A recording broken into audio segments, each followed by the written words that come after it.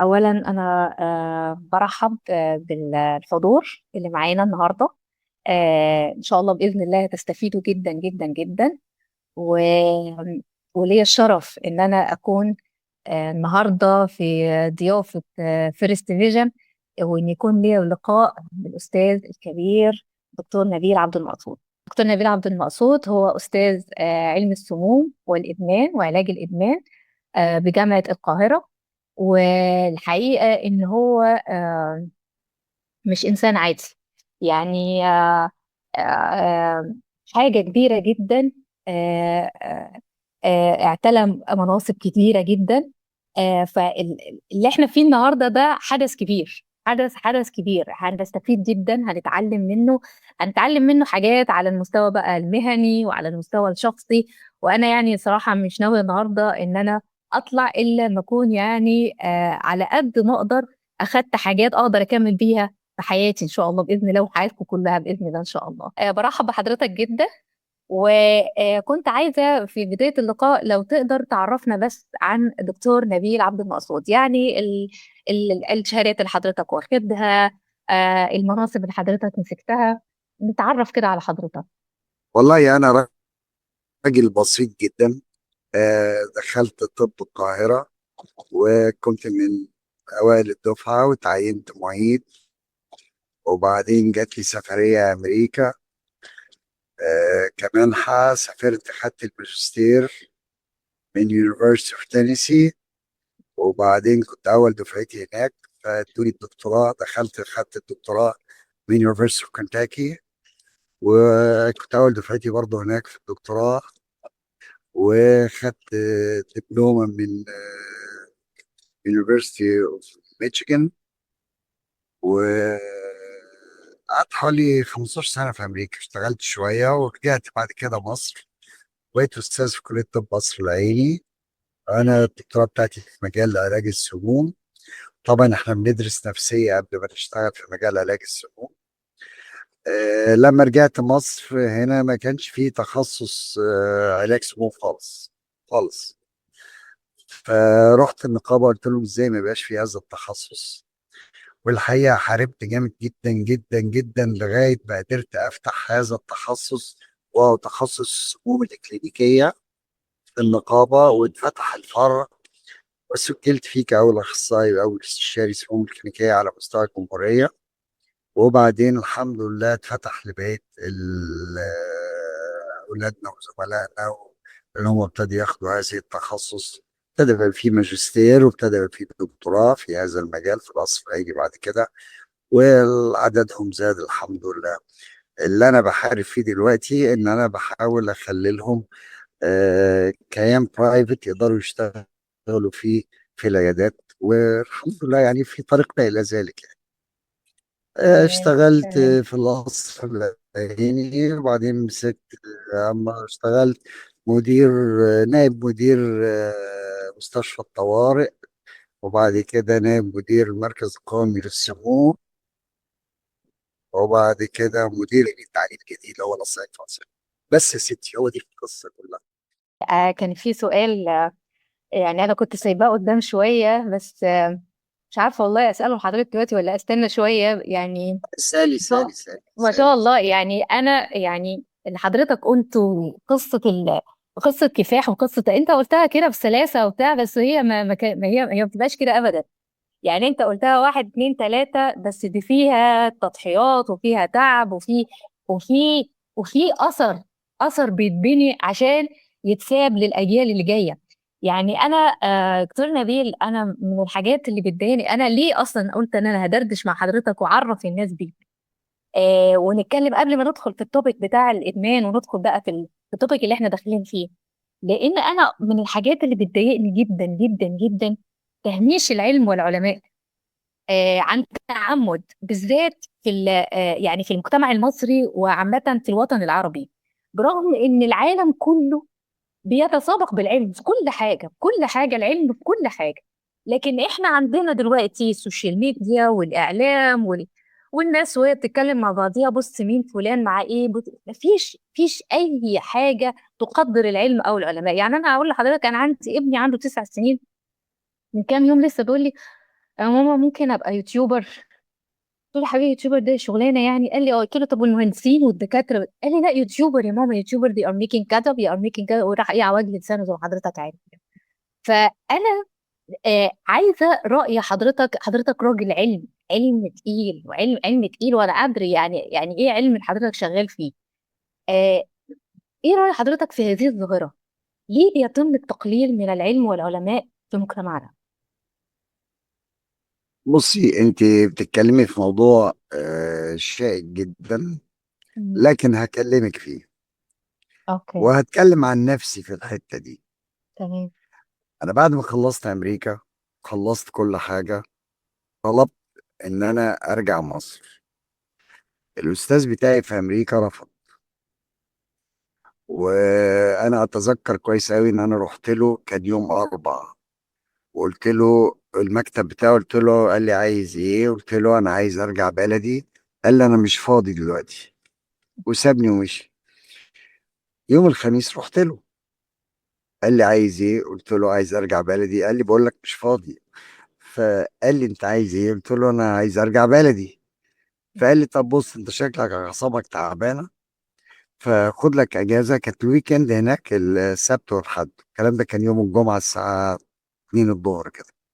قال لي اوكي. خد السبت والحد ويكند، وخد لك 3 ايام من عندنا كمان، اللي هو الاثنين والثلاث والاربع، واشوفك يوم الخميس وروح استمتع وتفسح وعايز.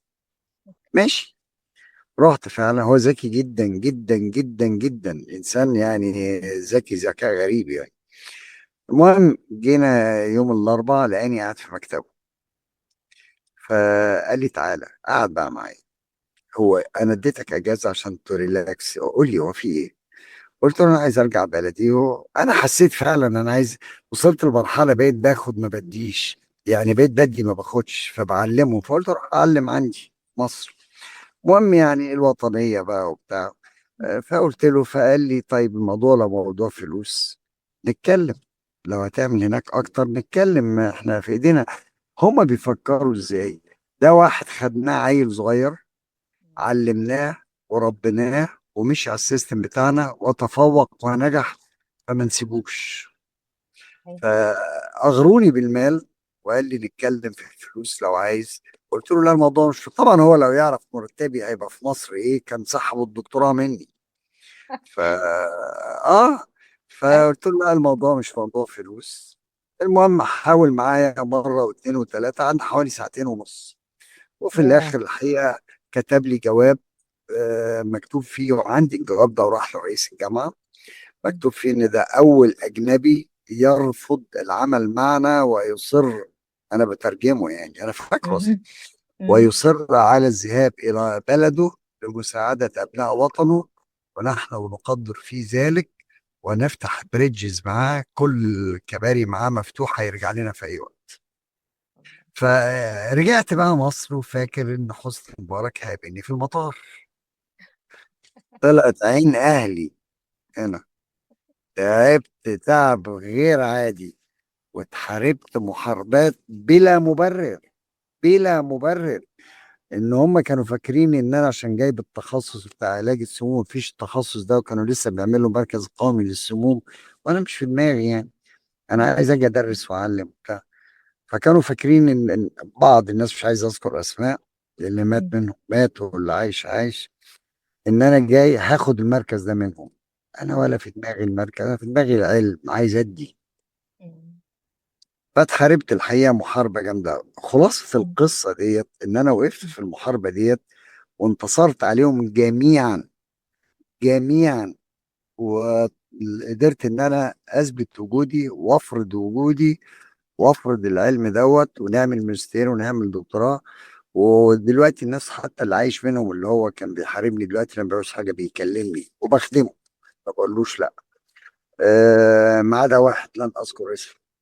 المهم، فانا بقول القصه دي ليه؟ لان دي درس للشباب، انك لما حد يحاربك وتقع، لا، قوم وقف واطلع قوي. طالما انت مقتنع باللي انت بتعمله وعارف اللي انت بتعمله صح، ما يهمكش وما تخافش. بالعكس. انتوا عارفين انا اللي شهرني ان هم حاربوني. فانا بيج فايتر. وقفت قصاد الحرب دي كلها، ودي بتديك قوة وبتفرقك عن زميلك وبتفرقك عن غيرك. فيا شباب، أي مشكلة تقابلكم استغلوا البوزيتيف سايد بتاعها في إن هو يقويكم وإن هو يديكوا دفعة للأمام. وإلا هتلاقي نفسك خلاص وقعت وما قمتش وخلاص الموضوع انتهى، وتلاقي نفسك نفسيتك اتدمرت وما انتش قادر تتكلم حد. فدي برضو نقطة بس ببلغها للشباب، لأن أنا موافق جدا. في مشكلة كبيرة إن الكبير بيحاول يدوس على الصغير، مش كلهم لكن في بعضهم. الكبير بيحاول يدوس على الصغير لأن خايف من الصغير لما يكبر إن هو ياخد مكانه. دول ناس ضعاف النفوس، ناس فارغة من الداخل. لكن العلماء فعلا الناس الكويسة والأساتذة الكويسين كلهم بيحطوا إيديهم في إيدين الشباب ويساعدوهم وياخدوا بالهم منهم ويقووهم. لأن دايما it's good to be a king, it's better to be a king maker. يعني كويس انك تبقى ملك، لكن الأحسن والأجمل انك انت صانع الملوك. فطبعا نسبة كبيرة من الأساتذة الحقيقة في جامعة القاهرة في القصر العيني عندنا ناس ممتازة وبيساعدوا الناس كلهم. فئة ضئيلة اللي هي مش قوية علميا أو عندهم مشاكل، هم دول اللي بيحاولوا إن هم يضايقوا الناس ويضغطوا عليهم. ودول ما أعتقدش إن هم كتير يعني، بس بيبقوا معروفين. بس ده ملخص الموضوع. من النشأة والطفولة والبيت والأسرة، لو هقول في قيمة أو معنى كبير دكتور نبيل طلع بيه من الطفولة وكمل معاه في الكبر ويستحيل المساومة عليها. بصي، أنا العائلة بتاعتي عائلة علمية. يعني أنا والدي كان أستاذ في كلية طب بيطري وكان عميد كلية، وعمي كان عميد كلية، وإحنا أربع إخوات. إحنا الأربعة دكاترة، كلنا أساتذة جامعة. أخويا الدكتور نور عبد المنصور الله يرحمه توفى من كام شهر كده، ده كان أستاذ ورئيس قسم المناظير، أستاذ رئيس قسم المناظير. واختي استاذه في المركز القومي للبحوث تحاليل طبيه، واختي الثانيه استاذه في الرمد. واحنا اربعه دكاتره، وده المجال يعني كلنا يعني اتربيت في عائله طبيه يعني. فده اللي خلى الواحد يحب هذا المجال. عايز اقول لك بقى حاجه تانية. انا لما خدت ثانويه عامه مم. احكي لك قصه لطيفه قوي. مم. حلو. خدت ثانويه عامه، فوالدي بيقول لي انت عايز تخش ايه؟ مم. قلت له عايز ابقى ظابط. فقال لي خلاص روح. ما قاليش لا، خلي بالك. قال لي اوكي. روح. قلت له ماشي. ظابط فين؟ قلت له عايز اخش فنية عسكرية. انا كنت جايب 87 ونص، وكانت طب القاهرة ايامها بتاخد 83 ونص تقريبا. تمام. فالمهم قلت له عايز اخش فنية عسكرية، وفعلا رحت دخلت فنية عسكرية. سابني. اوكي. قعدت حوالي اسبوع 10 ايام. ده معايا بتاعتنا هي حلو. المربية، اه. فقعدها معايا وبتاع. فكنت مبسوط، ما تقدرش تقول لي انت رايح فين ولا جاي منين، فكانت حياه حلوه. فما رضيتش ارجع، ما رضيتش ارجع. راح هو جابني، جابني مم. الله يرحمه بقى، راح جابني وقال لي هترجع، ورجعني ودخلني القصر العيني. فجيت بقى القصر العيني وكملت وانا حابب المهنه دي. طيب، في سؤال بقى، ايه اللي خلاني اخش في مجال علاج السموم؟ ايوه. وده انا ما كنتش اعرفه. مم. السبب في الموضوع ده كان الصديق الانتيم لوالدي، ما اعرفش هتعرفوه ولا لا، الله يرحمه ويحسن اليه ويغفر له، الدكتور ابراهيم بدران. كان دفعه ابويا وزميله في المدرسه مع بعض في الفصل. مم. فانا كنت دايما عندي مبدا ان انا اسمع الناس الكبيره واحترمهم ويعني. مم. فهو قال لي لا، خد علاج السموم. قلت إيه علاج السموم دي؟ مم. قلت له ايه دي؟ قال لي اسمع كلامي، دي بعد 10 سنين هتبقى ليمونه في بلد قرفانه. قلت ايه الكلام اللي بيقوله ده؟ بس انا من النوع اللي ايه يعني، بسمع تسمع الكلام. بسمع الكبار، بحب مم. اسمع الكبار قوي. مم. فعملت زي ما هو قال، ووالدي وافقني يعني، فرحت عامل زي ما هو قال فعلا. وخدت التخصص دوت، وكانت فعلا لما رجعت كان انا اول واحد في هذا المجال. وحتى هو قال لي احسن حاجة في الدنيا انك انت تبقى نمرة واحد في اي حاجة، ومشيت في هذا المجال. دكتور نبيل، عايزاك تغششني يعني في حاجة معينة. أنا مم. بقول لحضرتك أنا كلينيكال نوتريشنست، وبشتغل وهيلث كوتش، يعني بدخل الاتنين في مم. بعض. وطبعا اه. أنت عارف السيشنز بتبقى يعني مليانة مشاعر، والمشاعر أغلبها بتبقى مشاعر تقيلة.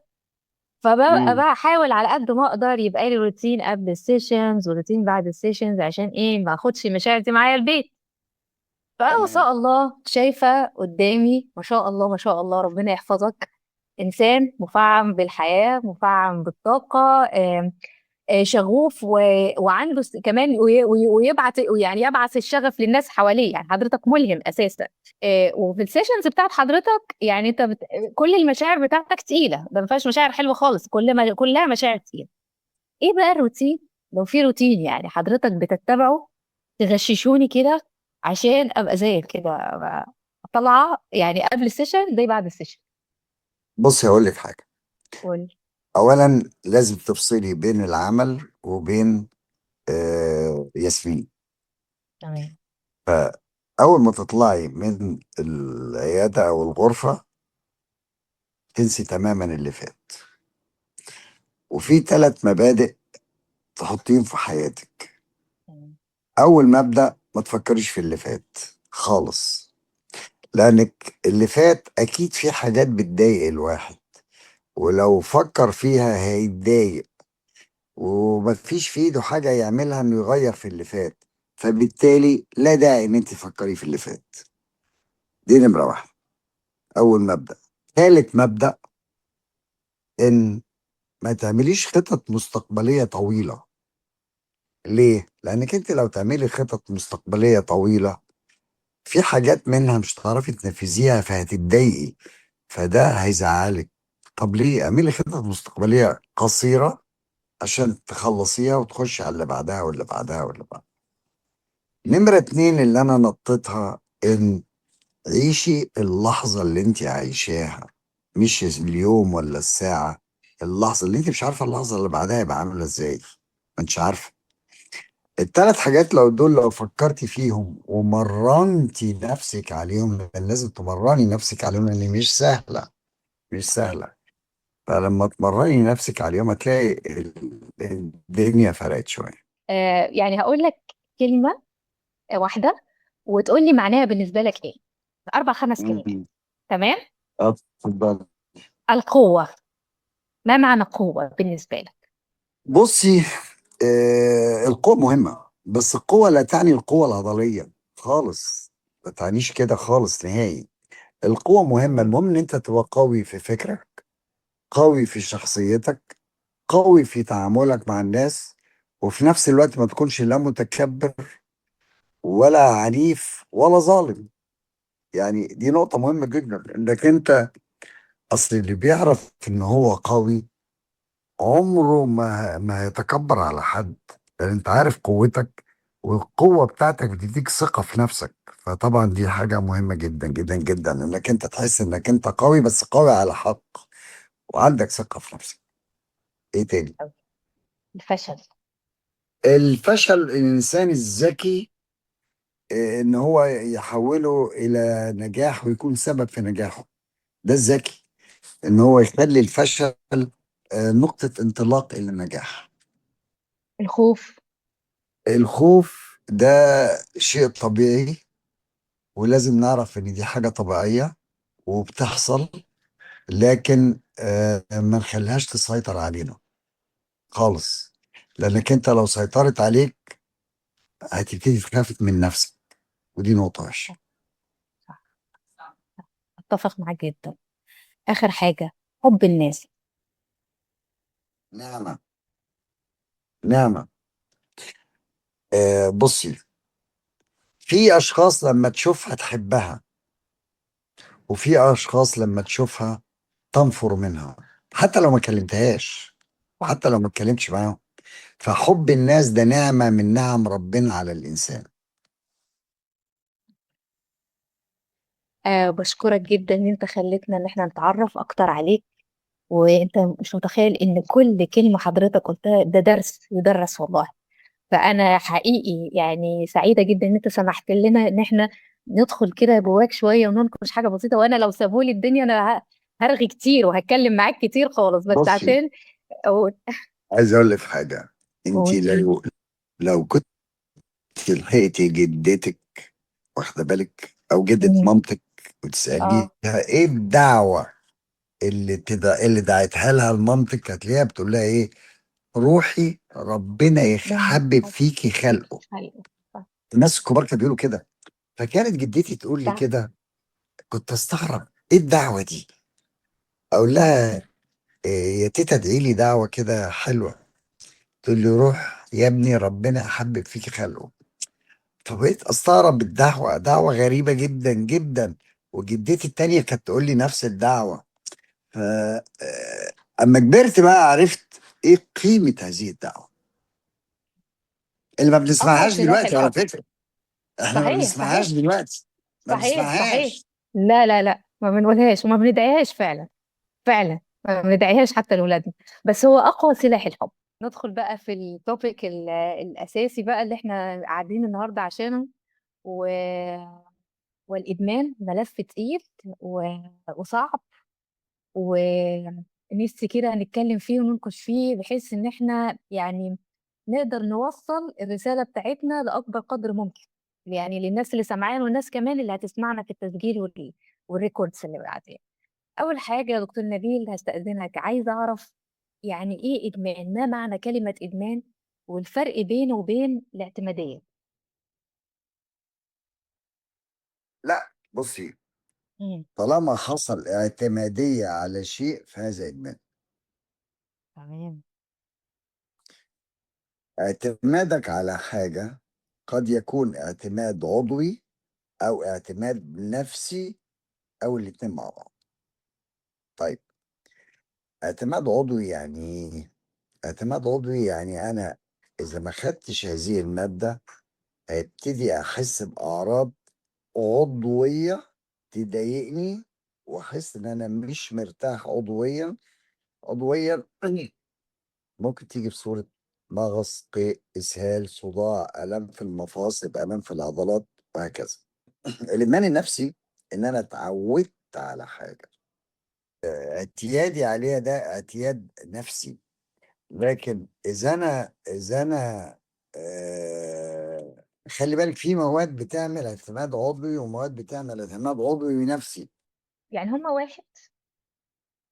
ايه. الاعتماد أنا ما دام وصلت لمرحلة أنا اعتمدت على شيء، اه. واعتمدت يعني إيه؟ أنا ما أعرفش أعيش من غيره. تمام. فإذا أنا أدمنت هذا، امم. تمام. فإذا أنا أدمنت هذا الشيء، لأن مش اوكي. هعرف أعيش من غيره. الإدمان بيبتدي ازاي؟ يعني هل يعني بيبقى فضول، طبيعة شخصية مثلا، شخصية عن التانية، مرض نفسي؟ بصي، بيبتدي ازاي؟ أقول لك حاجة. امم. أنت علشان تروحي لحاجة لازم حد ياخدك من إيدك يعرفك عليها. مفيش حد بيصحى يدور على إنه ياخد مخدرات، مفيش. لازم يكون في وسيط، شخص في النص يسحبك من إيدك كده ويعرفك عليها. غير كده مش هتعرفي لها.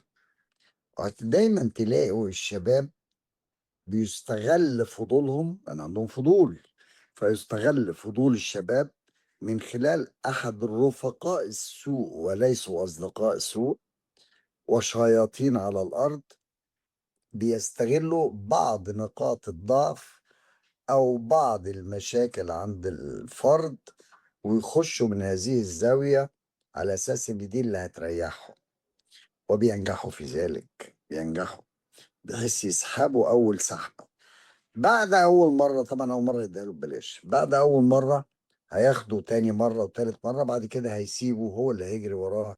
فطبعا محتاجة رفيق سوء، محتاجة واحد يكون عنده استعداد، عنده فضول، ما عندوش وعي، وما عندوش خبرة، وما حدش فهمه ولا علمه ولا وعاه ولا خوفه. ده شخص سهل ان هو ينجرف. في فئات عمرية أكتر، وفي جندر أكتر، يعني الولاد أكتر من بنات، بنات أكتر من ولاد. يعني زمان كانت الولاد. هل الموضوع اختلف دلوقتي كفئة عمرية وكجندر؟ بارامتر يعني كبارامتر قصدك اذا كان في فئة امم. عمرية؟ لا، ده انا هحط لك بارامتر تاني اوحش. ايه. سؤالك، هعيد السؤال، هريفريز السؤال ماشي. بتاعك. اوكي تمام. هل تعاطي المخدرات له سن معين، مم. او هل تعاطي المخدرات مرتبط بالحالة الاجتماعية والدخل؟ مم. بصي، المخدرات للأسف مم. لا بتعرف سن، مم. ولا بتعرف شهادات إذا كنت متعلم أو غير متعلم، ولا بتعرف ولد ولا بنت. مم. ملهاش أي قواعد خالص خالص. اوكي. طيب، دلوقتي في الوضع اللي احنا فيه مم. لقينا إن نسبة البنات زادت، ودي اوكي. حاجة تزعل الحقيقة. نسبة البنات زادت قوي. يعني أنا لما أجي أقول لك عندي في المستشفى الخاصة بتاعتي 45% من 40 ل 45 40% منهم بنات. Yeah. مم. طيب، والسن نزل، برضه دي علامة مش حلوة. يعني لما نلاقي السن نزل نسبة البنات زادت، this is a very bad sign. لازم تدرس اجتماعيا. وبعدين هتلاقي عندنا ناس مثقفين جدا وقد يكونوا أطباء وبياخدوا، مم. وناس جهلة مالهمش أي مهنة بياخدوا. مم.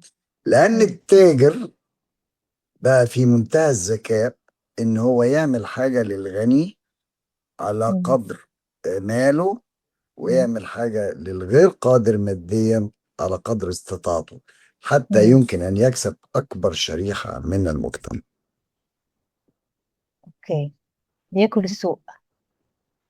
بالظبط. الشخص لما بيدمن، امتى بيعرف انه ادمن وانه دخل الخيب برجليه زي ما بيقول؟ هل من الاول ولا لما بيوصل لمراحل متقدمه؟ ما بيعرفش. ما بيعرفش خالص. ما بيعرفش ومش عايز يعرف.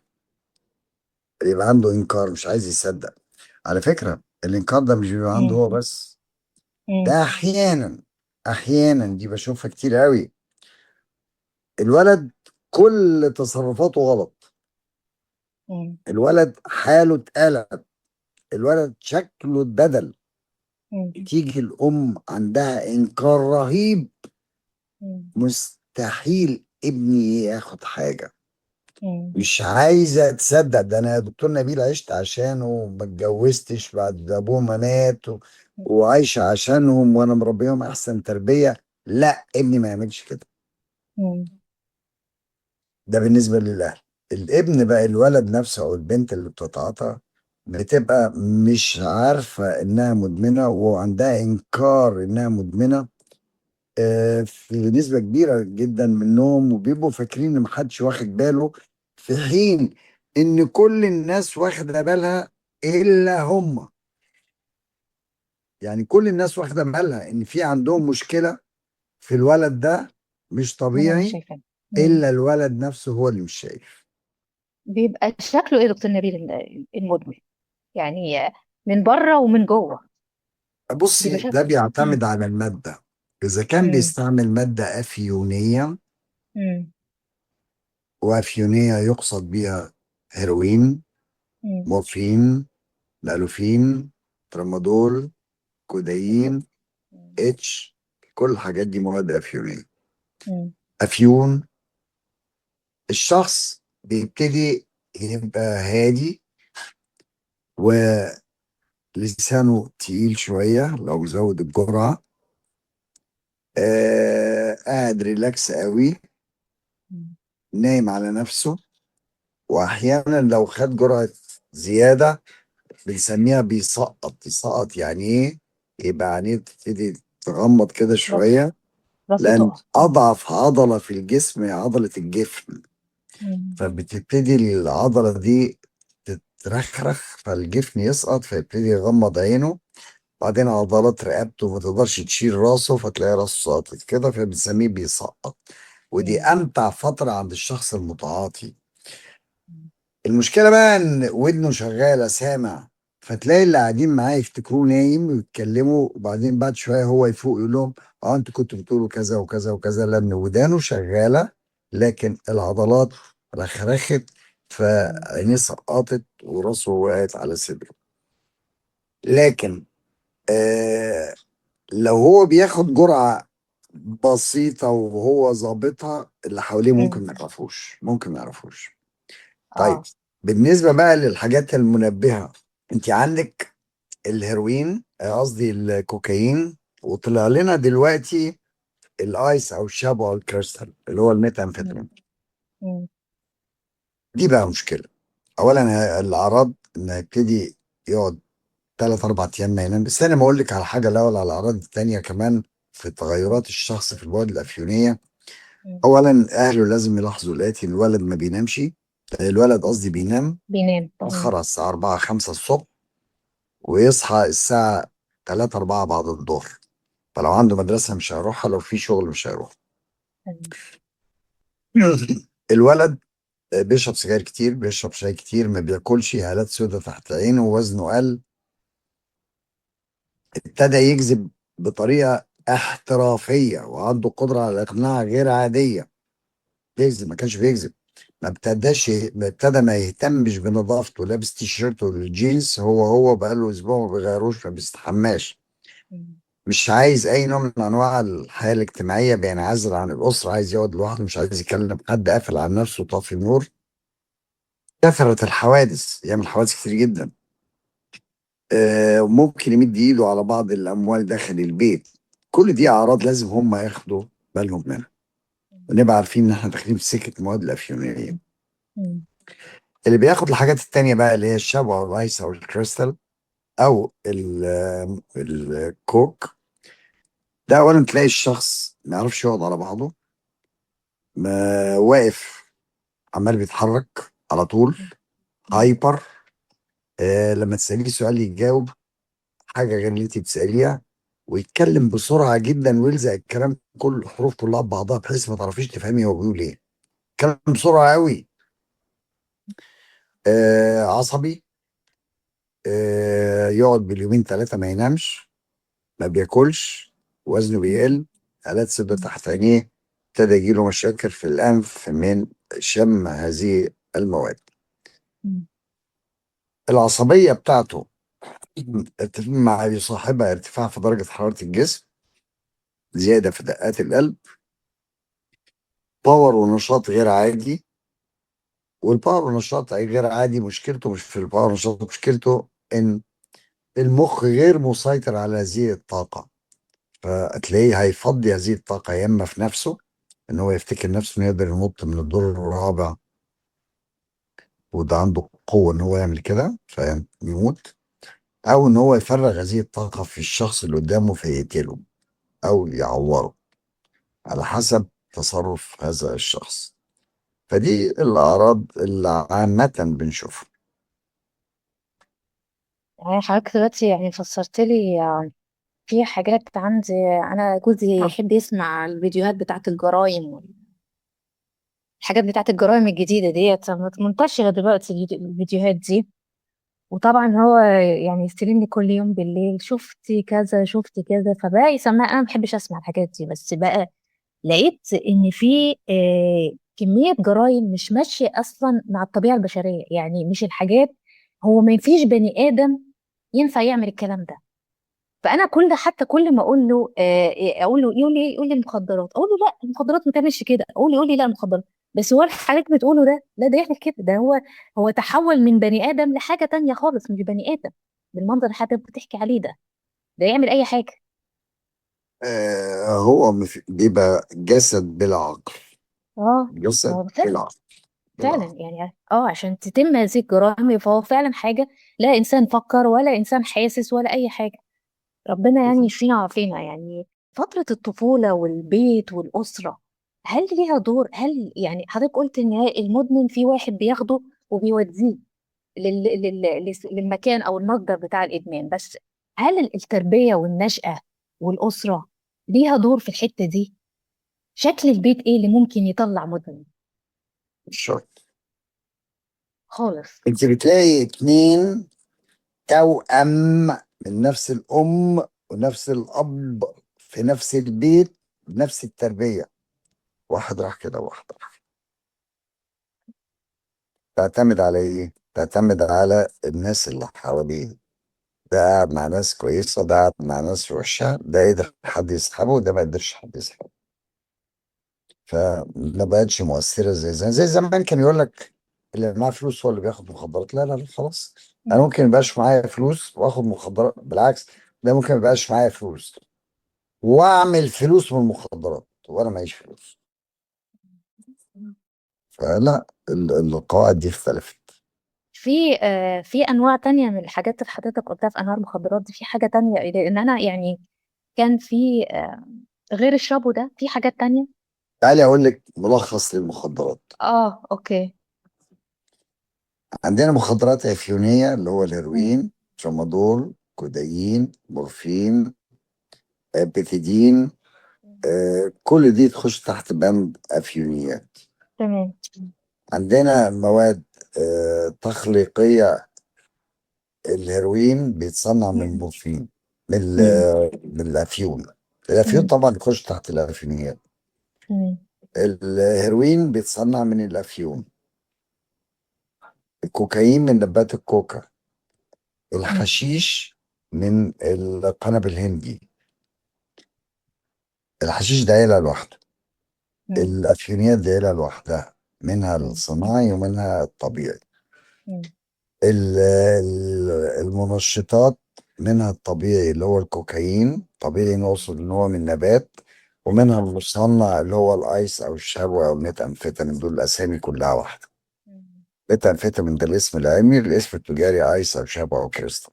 مم. لكن ما فيش في الطب حاجه اسمها ايس ولا شابو ولا كريستال خالص. مم. اوكي. آه بعدين طلعوا حاجه اسمها الحشيش الصناعي. مم. وده بيبقى زي بودرة تتحط على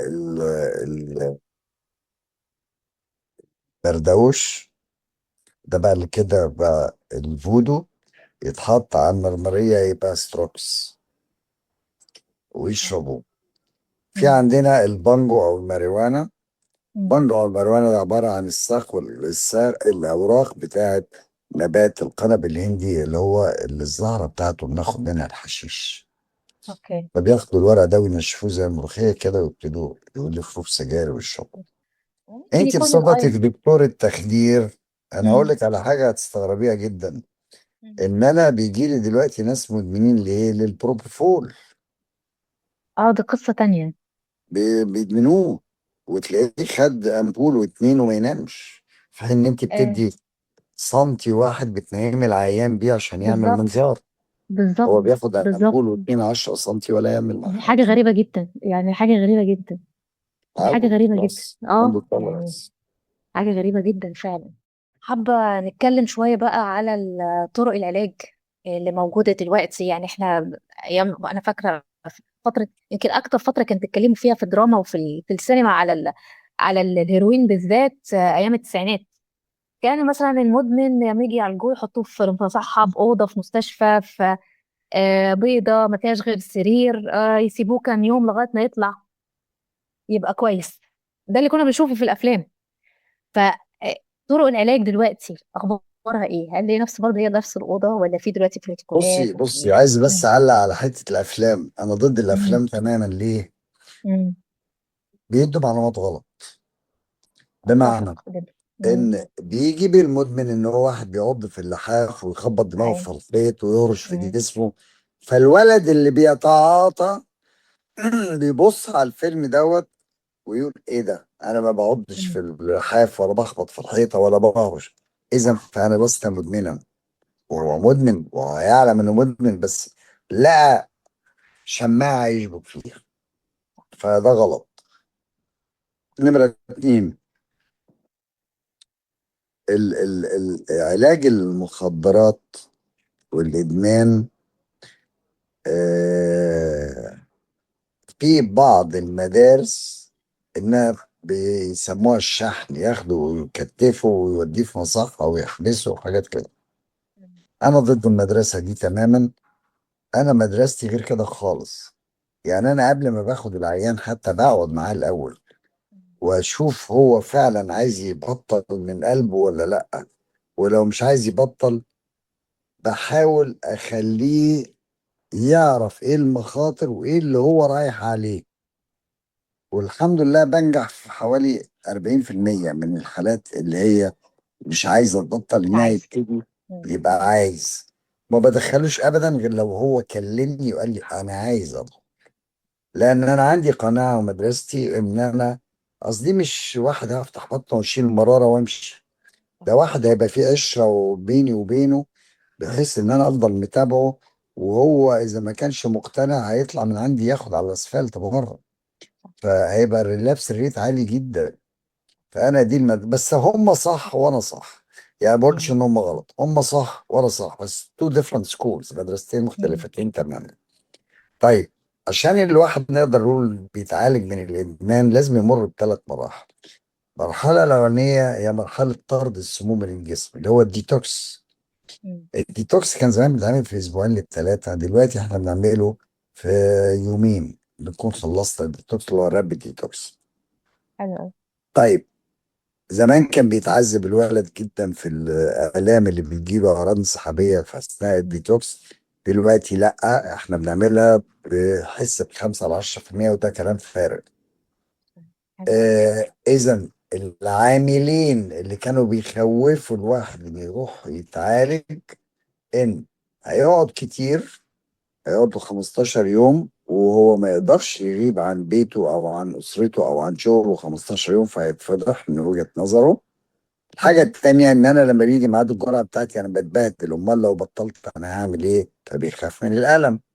فالعاملين دول إحنا لغيناهم أو ساعدنا على تلافيهم، فابتدى يبقى في إقبال واستعداد على دخول المرحلة الأولى اللي هي الديتوكس، اللي تم توفير فترة قليلة بلس عدم الإحساس بنسبة كبيرة من أعرف. الألم اللي هو بيخاف منه. حلو أوي. لازم يعدي المرحلة الأولانية الديتوكس، بعد كده بيخش على مرحلة العلاج النفسي. لأن في بعض الناس عندها مرض نفسي كامن غير ظاهر، ولما بياخدوا المخدرات بيظهر هذا المرض النفسي، لازم يتعالج.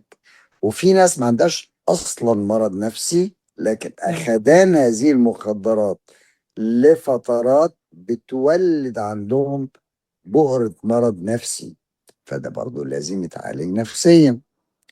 بعد ما تخلص مرحلة العلاج النفسي بيخش على مرحلة السايكوثيرابي، اللي هو ازاي تلعب بقى بصواميل دماغه عشان تحافظ عليه، عشان ما يجيش بعد كده يقع تاني.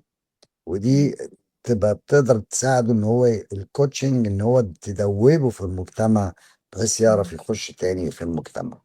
لازم يمر بال3 مراحل دول عشان تبقى فرصة انتكاسته قليلة. فرص الانتكاسة قليلة، يعني الانتكاسة وردة. كومن وردة. وكومن. اه. بصي وردة، مم. إذا لم يلتزم بالبروتوكول العلاجي، مم. إذا ما بعدش عن الأولاد اللي هم بياخدوا، إذا عمل فيها معلم وبرم وأنا بقعد وأنا مبطل وأقعد في وسطيهم، هيمسك نفسه مرة اتنين تلاتة الرابعة هيقع، فهتبقى فرصة انتكاسته أعلى. امتى اقول انه تعافى؟ هم بيطلقوا على نفسهم المتعافي لما يكون هو بطل يتعاطى المخدرات، بيقول لك أنا تعافيت من المخدرات. لكن أنا هزود على سؤالك. يعني أنا مثلا بتجي لي الأم تقول لي دلوقتي هو اتعالج، أنت مم. تضمن لي إن هو لما مش هيرجع تاني بعد ما يتعالج عندك؟ مم.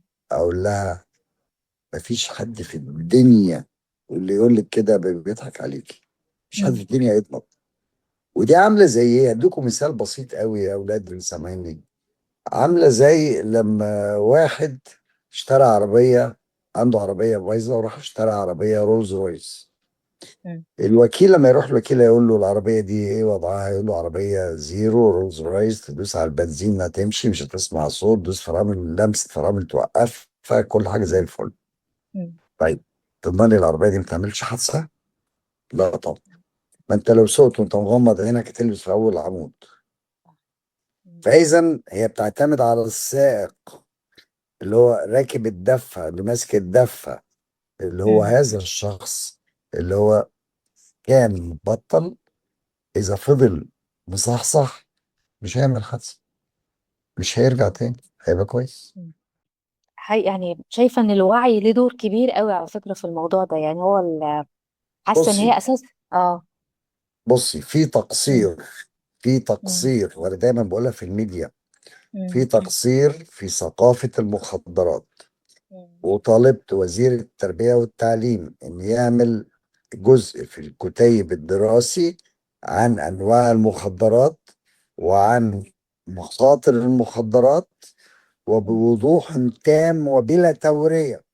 مم. لان ما بقاش في حاجه فيها توريه دلوقتي، ممكن يروحوا يعرفوها من النت، بس هيعرفوا صح. معلومات مغلوطه القصد بيها ان هم يوقعوهم.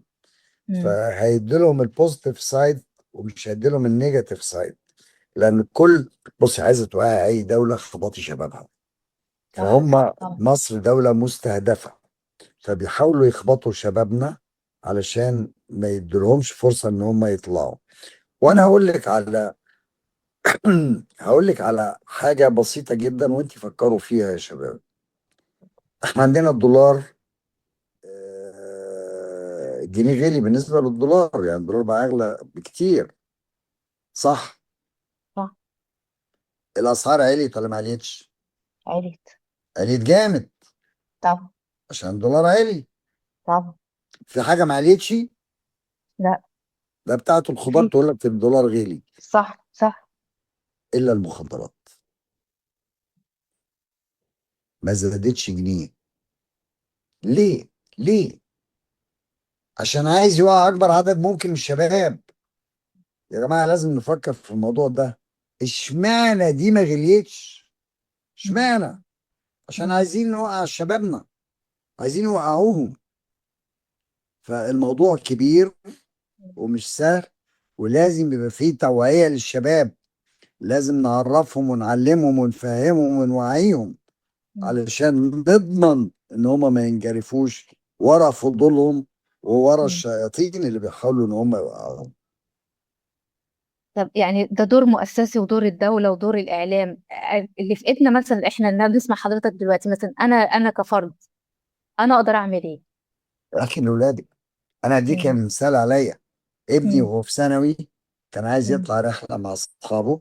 قلت له مم. قوي قوي قوي، مم. لما ترجع هحلل لك. آه. مين اللي زعل؟ مامته. أكيد. ازاي تقول له كده؟ لا. وكان رد مم. ابني لطيف جدا، قال لي مم. قوي قوي يا دادي حللت. مم. وحللت له فعلا لما رجع، وانا عارف ما ياخدش حاجه، بس حللت له للمصداقيه واحساسه ان ابوها متابعه وهيحلل له. مش عيب يا جماعه؟ انا بشوف، انا بشوف، مش عيب. خدوا بالكم من ولادكم. ايه المشكله؟ عرفوهم وفهموهم وتابعوهم، بس ما تخنقوهمش. عرفوهم وفهموهم وتابعوهم، لكن لا تخنقوهم، لان العيال دي اناديه. وصاحبوهم. الموضوع مش سهل يا دكتور. مم. لا مش سهل، وللأسف مع الرتم السريع للحياة والتحديات والظروف الاقتصادية خلت الأهالي كتير تبعد عن ولادها و بصي، ها. عايز اقول لك حاجه. مم. احنا النهارده خدنا كده جوله سريعه ما بين المخدرات. انا عايز يا دكتوره ويا دكتوره هاله نعمل حلقه على الحشيش بس، حلقه على الهيروين بس، حلقه على الشابو. وفي نفس الوقت نعلن هنعمل جدول كده، وفي نفس الوقت في مم. اليوم ده هنتكلم عن كذا. والشباب يحضروا اسئلتهم وانا مم. هجاوبهم. اشرح لهم الاول وبعدين اجاوبهم في مم. هذا المجال اللي احنا السكوب اللي احنا هنقول هنتكلم عليه في الحلقه دي. واخد بالك؟ اوكي. عشان يقدروا يستفيدوا. بس انا عندي سؤال كمان يا دكتور بعد اذنك. لان من فتره كان سمعت ان في وزاره الصحه مره يعني لقت مكان غير مرخص لعلاج المدمنين. كان انا فاكره قصه، كان في حد متعافي، يعني هو حد متعافي ماسك المكان وهو اللي عامله ومعاه، مش فاكره بقى كان معاه دكاتره ولا لا. فانا دلوقتي اعرف ازاي المكان ده كان مرخص اقدر مثلا اروح له او ما اروحلوش؟ هل في لسته مثلا باسماء الاماكن دي؟ بصي، مم. كان انت كلام خطير جدا، وانا مم. معاكي تماما. مم. لان للاسف مهنه علاج الادمان اصبحت مهنه من ليس له مهنه. مم. كل واحد اتعالج في مستشفى افتكر نفسه دكتور، وانه يعرف الادويه يعرف يعالج. كل واحد ممرض بيشتغل في مستشفى افتكر نفسه بقى دكتور وفاهم كل حاجه، وانا اللي بعمل كل حاجه. ومش معنى انك بتدي الادويه يبقى انت فاهم كل حاجه. صحيح. فكل واحد راح خد له شقه ولا فيلا، ايوه. ولم كام واحد معاهم وراحوا عاملين احنا بنعالج.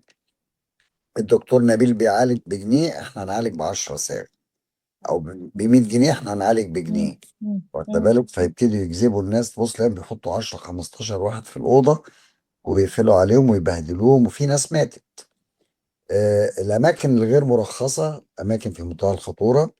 أنا غير موافق نهائيا على إن المدمن المتعافي اللي بيسمي نفسه فاهم ويفتح منطقة علاجية، ده كلام فارغ وغير مم. مقبول. ووزارة الصحة بتحاربه. وأي مم. مكان غير مرخص وزارة الصحة بتتخذ إجراءات عنيفة معاهم دلوقتي. الأهالي بقى لما يروحوا مكان لازم يتأكدوا إن هذا المكان مرخص من خلال وزارة الصحة، ومن حق المريض إنه يشوف الترخيص، تمام. ومن حق المريض إن هو يسأل في وزارة الصحة على هذا المكان إذا كان مرخصا أم لا. في نفس الوقت في بعض الناس بيلعبوا لعبة خطيرة جدا، ان يجيب دكتور صغنن وياخد اسمه ويرخص بيه، والدكتور لا يعلم شيء عن اي حاجه وياخد فلوس كل شهر وخلاص، وهم مدورينها. فاذا لازم الشخص يتاكد من حاجتين: الاهل، نمره واحد انها مترخصه، نمره اتنين ان في دكاتره موجوده جوه، لازم يقابل دكاتره. طبعا انا بشكر حضرتك جدا جدا جدا جدا جدا ان انا قعدت مع حضرتك النهارده. شرف لينا احنا، وشرف الله يخليك. للمجتمع الطبي، وشرف لاولادنا ان هم يشوفوا حضرتك ويتعلموا من حضرتك. والله انا سعيده الله جدا يخليك. جدا جدا ربنا بك يا دكتور يخليك، نبيل. متشكر جدا. دكتور نبيل، هل حضرتك قابلت حالة تعافت تماما ورجعت لحياتها الطبيعية، يعني زي ما يكون ما دخلش أصلا السكة دي، يعني حاجة أنت كتير قابلتها كتير كتير؟ كتير.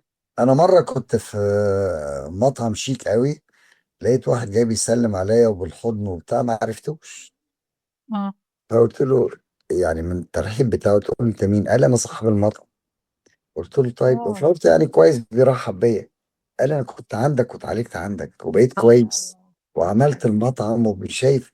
قلت له ما شاء الله، كنت فرحان ما بيه شاء جدا. الله. ما قال لي شاء الله. اتجوزت وخلفت، وده ابني الصغير اهو ندى مراته الله. وجاب حلو بيبي. قوي. ما الحاجات شاء دي الله. بتفرح مم. بتفرح. فاذا هل السؤال المهم أوي: هل يمكن شفاء المريض الذي يتعاطى مواد مخدرة ويرجع إلى حالته الطبيعية تماما؟ مم. الإجابة أيوه، ينفع، بس يمشي على النظام الصح مع الناس الصح في ولازم المكان إرادة الصح. إرادة من عنده أساسا، يعني الأساس إرادة من عنده، صح؟ إرادة من عنده، إرادة أو إن بس. إحنا ننميها فيه ونقنعه بيها. السلام عليكم، بشكركم جدا، بشكر الدكتور نبيل. انا دكتوره نريمان اطفال، بسال. انا عندي ولدين 9 سنين و11 سنه. ازاي اقدر افهمهم عن مخاطر الادمان؟ يعني ابدا ازاي؟ خايفه اوعيهم، ف يعني اشد انتباههم اكتر للنقطه ديت، وفي نفس الوقت خايفه ان هم يعرفوا المعلومه برايا. فاعمل ايه؟ بصي، 9 و10 سنين لسه صغننين شوية. استني لما يبقوا يعدوا عند ال11 12، وابتدي اتكلمي معاهم وعرفيهم، وهاتي صور الناس اللي بتتعاطى مواد مخدرة شكلها عامل ازاي وبيحصل لهم ايه، وفرجيهم وعرفيهم مخاطر هذه الاشياء. في اللي عندك دلوقتي علميهم من غير ما تفهميهم، بمعنى اوعى عمرك تاخد حباية من حد، اوعى عمرك تاخد اي حاجة من اي حد، سواء مشروب او حاجة تتشم او دخان. فهميهم الحكايه ديت، لان دي هتؤدي لانك انت هيحصل لك مرض، وهاتها يا حبيبي وهاتها له بالطريقه ديت، لان هم لسه صغننين. لكن نعلمهم ان محدش ياخد اي دواء من اي حد غير من امه وابوه. هل الإدمان بيكون ممكن وضع المخدرات للشخص في أكل أو شرب أو دون علمه؟ ده سؤال في الشات يا دكتور نبيل. يعني ممكن يحط له الحاجة من غير ما يعلم؟ ممكن، بس دي تبقى حاجه ان واحد يقول لك حط لي، مم. بس حجة. يعني مم. مم. مشكوك في تمام. امره. مم. لو آخر سؤال، لو حالة أقل من 18 سنة ومش عاوز يتعالج وأهله عاوزين يعالجوه، يعملوا إيه أو يروحوا فين؟ هو مش عايز. بصي، مش عايز يتعالج يبقى يودوه غصب عنه. انا بحب يودوه غصب عنه في حاله واحده بس، مم. اذا كان هو خطر على نفسه او خطر على اللي حواليه، يودوه غصب مم. عنه. مم. لكن إذا كان هو من لا يمثل هذه الخطورة لا على نفسه ولا على اللي حواليه، مم. فلازم يبتدوا يلعبوا معاه بسيكولوجية إن عندك مشكلة لغاية ما يفهموه إن عنده مشكلة. مم. يصبروا عليه لغاية ما يفهموه. تمام. يفهموه. تمام. تمام. آخر سؤال، النيكوتين انسحابه بيكون فترة قد إيه؟ لأنه كفيل من أسوأ الأشياء الحقيقة، مم. فانسحابه بياخد فترة على حسب نوع الشخص، بس أنا أقول له مم. هو بيرجع لطبيعته في خلال أسبوعين 3. مش كتير برضه، حلو. أنا شايفة إنه مش كتير. أوكي. طب يا ماشي. دكتور أنا نبيل، السجاير، قولي. إدمان السجاير هل ليها علاج يعني خطورة زي المخدرات، ولا أقل خطورة وليها علاج ولا لا؟ السجاير احنا بنشيلها باللو بيم لايت ليزر، بنعملها في 3 جلسات، كل جلسة 5 دقايق، بنخليه ما يقدرش يقعد جنب حد بيشرب سجاير. أوكي. انا تمام. مبسوط جدا خلاص. جدا بالتعامل معاكم، واحنا وان شاء الله يبقى لنا واحنا لقاء سعداء جدا تاني. خلاص ان شاء الله باذن الله. ثانك شكرا يو. لحضرتك. باي تصبح على باي. خير. ثانك مع يو. الف سلامه. مع السلامه. مع السلامه. مع السلامه. شكرا ليكم، وشكرا دكتورة ياسمين شكرا جدا. دكتوره هاله، ربنا يخليكي. شكرا شكرا حبيبتي. أستاذ ياسر. وشكرا للناس او باشمهندس ياسر والناس الجميله اللي قعدت معانا من الاول للاخر. يعني حقيقي بشكرك متشكره جدا جدا. ليكم.